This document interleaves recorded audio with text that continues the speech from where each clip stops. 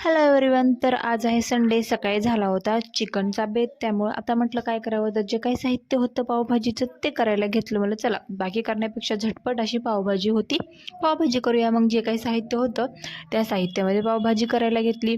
सगळं काही vegetable cut करून घेतलं, स्वच्छ असं धुतलं आणि त्याच्यानंतर मस्त कुकरमध्ये टाकून पाणी वगैरे टाकलं, जेवढं आपल्याला पाणी लागतं तेवढं पाणी टाकलं आणि त्याच्यानंतर मीठ वगैरे टाकून कुकर केलं बंद. मस्त 2 शिट्ट्या होऊ दिल्या. जास्त काय गाळ होऊ द्यायचं नाही, कारण व्हेजिटेबल पटकन हे शिजून जाईल असंच आहे. गाजर वाटाणे वगैरे काही नव्हतं, त्यामुळे जेवढं होतं तेवढ्यामध्येच करायला घेतलेलं आहे मी.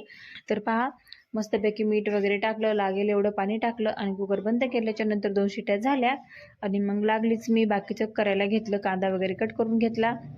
टोमॅटो मी याच्यामध्येच ॲड केलेला आहे, कारण मुलं टोमॅटो बाजूला काढून फेकतात म्हणून ग्रेव्हीमध्ये ते खाऊन टाकतात.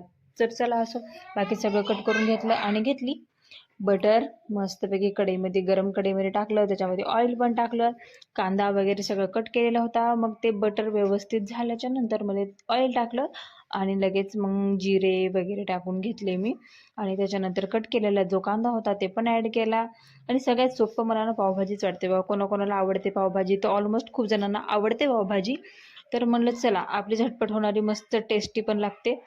मग कांदा वगैरे टाकल्याच्या नंतर ते कांदा थोडासा फ्राय झाल्याच्या नंतर बाकीचं मी ॲड केलं. थोडीशी शिमला मिरची होती ती कट करून टाकली, त्याच्यानंतर थोडंसं मीठ टाकलं, त्याच्यानंतर मग मला लगेच गरम मसाले टाकायला घेतले.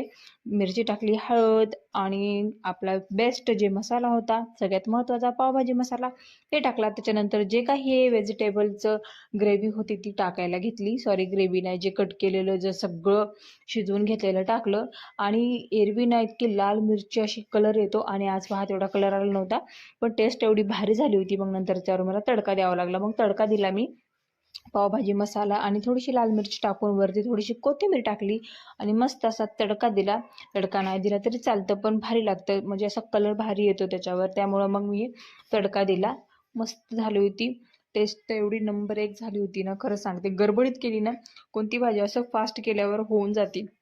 कारण ना भुका लागल्या होत्या मुलांना, भूक भूक करत होते, त्यामुळं चला म्हणलं त्यांना पण फार आवडती. मग पहा, मस्त असं तेल टाकलं, छान व्यवस्थित असं मस्त स्मेल येत होता पावभाजीचा गरमागरम.